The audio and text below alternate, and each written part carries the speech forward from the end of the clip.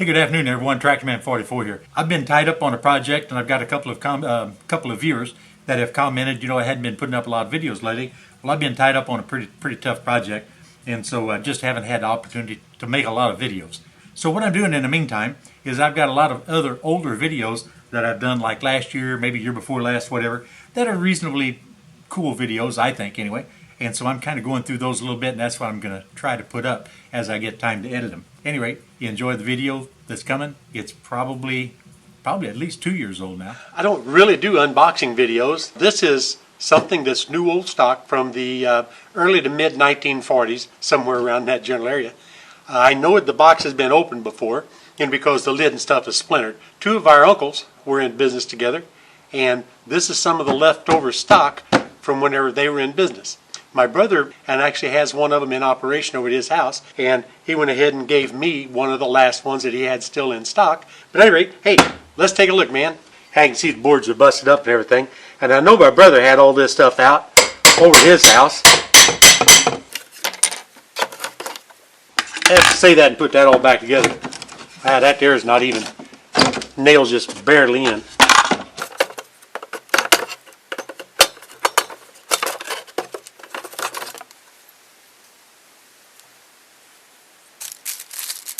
Oh wow! I even got a brand new set of instructions. Hear the bell? It dings 1 revolution, and you're supposed to turn that 60 revolutions in a minute to get the correct increase in RPM through that gear increaser in here in order to spin the components that actually sit on top of this. Okay, I'll end the surprise and let you take a look at a brand spanking new, never before being used, DeLaval Junior cream separator. I'll set that off to the side. Oh, this is an important piece right here. I'm moving this out of the shed right now to get to make room for winter's work. So it's going out on a shelf in the lean-to.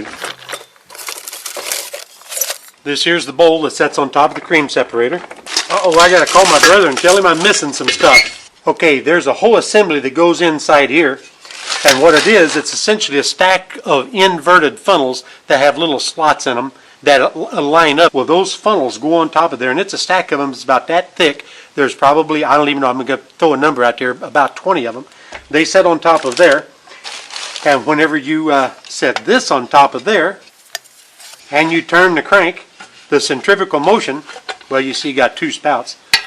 The centrifugal motion of that set of discs inside there, those inverted funnels, the cream will actually raise to the top of that cyclonic operation and come out the top spout and drop into your clean cream collection rail, and you set that off to the side because your cream bucket will be opposite from where your skim milk goes, and then the heavier skim milk will drop down into another pail.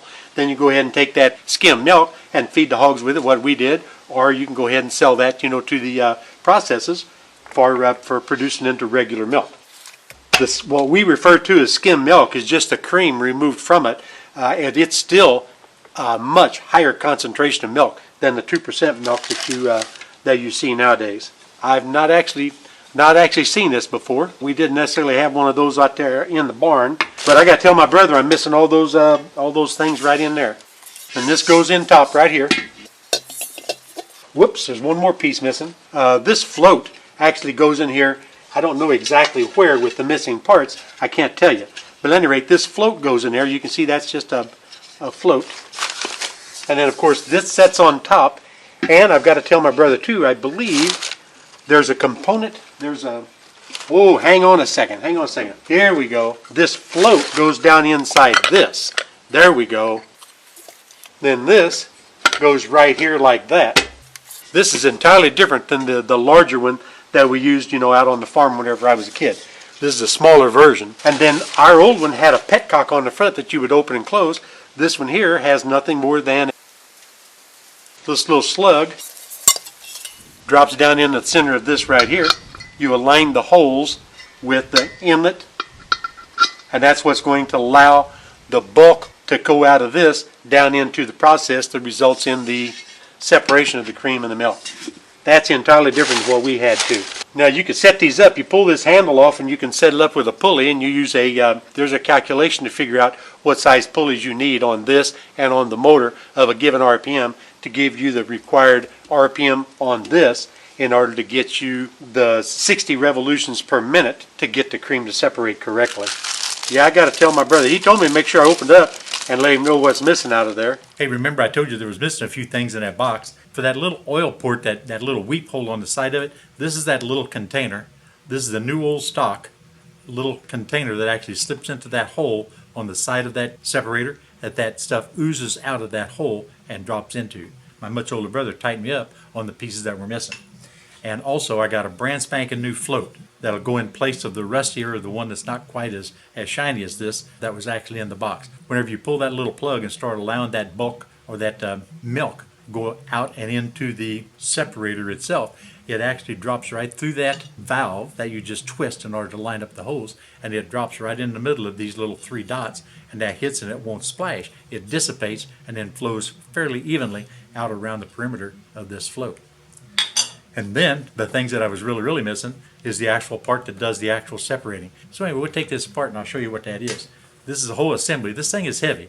This little guy here feels like it weighs about 4 pounds. But here's of course the top that comes off of it. And then here are that's the actual base that's going to spin. That shaft, whenever you turn the crank, is going to rotate this guy here. And if you notice, there's flutes on here, and there's a little alignment pin.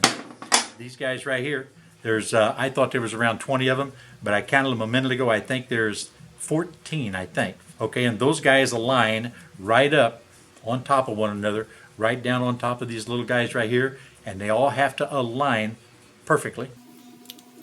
So sometimes when you put them together, you got to fiddle with them, in order to get them in alignment and put on. And then of course this reassembles like this, and the spanner nut goes right on top of that. And when this thing is actually going around and around in circles, the lighter cream will actually draw up through a centrifugal motion. It'll draw up through the center of these inverted funnels, and the cream will actually come out of the holes up at the very top to allow it to go out of that top funnel. And then of course the milk stays down lower, and it comes out of the bottom one. So that's the whole thing right there in a nutshell. And it can only go together one way correctly. There's really no way to assemble it incorrectly. It just won't go. So those are the pieces that I'm actually missing. So now I have a complete new old stock DeLaval cream separator. It's a DeLaval Junior, very much smaller than the one that we had on the farm back whenever I was a kid. And ours had a large pulley on it and a small pulley on a motor, and we actually powered ours with an electric motor. You actually had what's called a Pulso Pump or a vacuum pump, and it always sat in the corner of the barn, and the vacuum line ran up and ran down the stanchions where you had your dairy cattle hooked up. This is before the bulk tank systems and milking parlors came into play.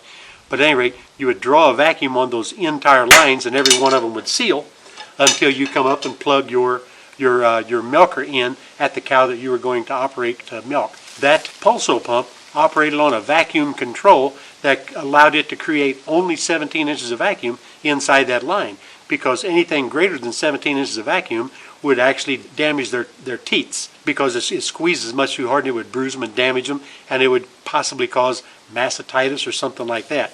But at any rate, my brother has one of those Pulso pumps set up and operating, and he's got one he plays with over there every now and then. Oh, it's been a couple of years whenever he dug these all out and gave me this one here.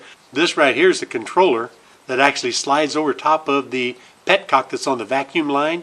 You would slide this in on the old style. You would actually have a petcock that would open it up to the vacuum inside, to where it causes this to begin pulsating to create that action on the 4 teat cups. This is the vacuum lines here that went down to your hose. These here are really new compared to the ones that we had in our barn whenever I was a kid. Here's that thing that I just showed you right here, hooked up to this actual milking pail. You would carry this over to the cow that you're working on or getting ready to milk, and you slide this guy right on and turn your petcock on. That creates the vacuum through this right here that causes these. I'm missing one of the 4 teat cups, but at any rate, that creates that pulsation. Alternatively, like this one and this one, that one and this one, whatever. This says it's patented in 1936. This here's an old pail and an old setup. This here's somewhat of a newer setup that replaces this old setup right here.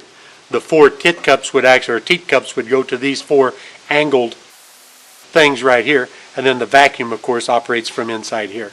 This is a much newer version. My brother, being a lot older than I am, he knows a lot more about this stuff because he paid attention. He remembers.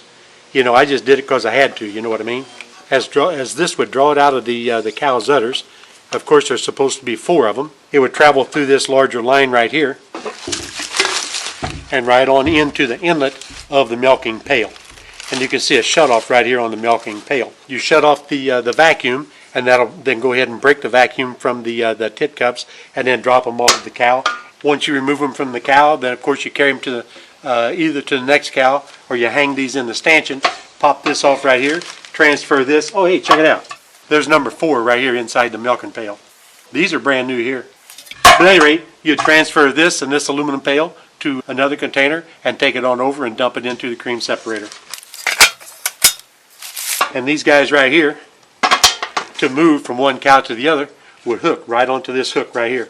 You just pick it up by the bale and take off walking. Again, you turn this crank here roughly 60 revolutions per minute. As a matter of fact, I just saw right here embossed in it, it says 65 revolutions per minute.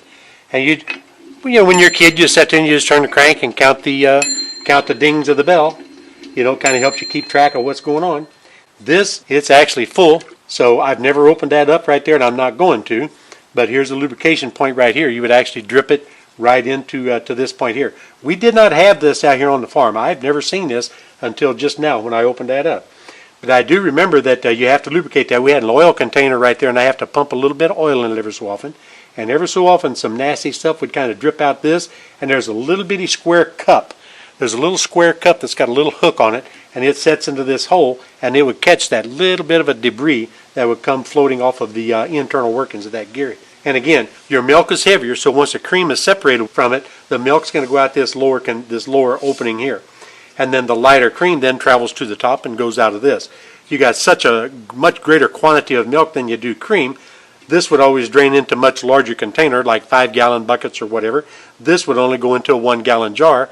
And, you know, always have to keep your eye on as you're going from cow to cow, or from doing this or that around the milking process. Have to keep your eye on the cream container, because as that cream container would get fuller and fuller, you know, you would have to swap out the full one and set a fresh, cleaned, empty one underneath, you know, without ever stopping the process. This one here, like I say, does not have the petcock for turning on and off the flow. You've got this in here, which is really pretty cool. You can see the flow right there. You align that hole, and it allows it to come out. Turn it 90 degrees, and it shuts off the flow. Tell you what, one of these days this winter, I'm going to have to go over to my much older brother's house. We're going to have to fire up that old Pulso pump and then give you guys an idea and let him describe it much better than I can, simply because he knows so much more. Or I'll have him give me more information. I'll give you guys a Cliff Notes version of his superior knowledge on the subjects. But at any rate, we did not have the DeLaval Junior. We had the much larger one. Our container was massive compared to this guy right here, and it was just a different machine. So I was kind of stumbling there for a little bit because I just didn't really fully understand exactly what I'm looking at. Okay, guys, this has nothing to do with what I normally do, but I was moving this stuff out of the corner of the shed to relocate it, and I thought, you know what, now's a fine time to to let y'all see just a little more of our heritage, where we came from, and how we got to where we are. From myself and my much older brother. The business that my 2 uncles were in, it was the oldest uncle and the youngest uncle. They were DeLaval milking machine dealers. The local competitor in town was a Surge dealer. Now the Surge owners and the DeLaval owners are much like Ford and Chevrolet owners. You can never sell a Ford to a Chevrolet man. You never sell a Chevrolet to a Ford man. That's the way it was with DeLaval and Surge milkers. Oh, wait a minute. I forgot one part. This clip that I told you is an important part. Okay, it looks like a great big safety pin right here. When you would scald and steam and clean the those inverted funnels that I'm telling you about, the cyclonic separation or the separator pieces inside, those actually, once you cleaned them, you would hang them on this rack and then put them up on your can cooler rack, and then just let them air dry until the next milking, you know, that evening or the next morning. But that's exactly what that is. You would hang them on there so they drip dry and spread them all out to where you get a lot of air circulation between them. That's what that is. So guys, thanks for hanging in there, watching a new old stock video that I just hadn't had time to post yet. Actually, it's kind of nice, you know, to have some of these in the line so that you can kind of fill in the dead spots. I've just been too busy on that project. And, you know, I'm not as young as I was last week either, you know, so, you know, I don't do near as much work in a given day. That's the end of this. This is TrackMan 44, and I am out of here.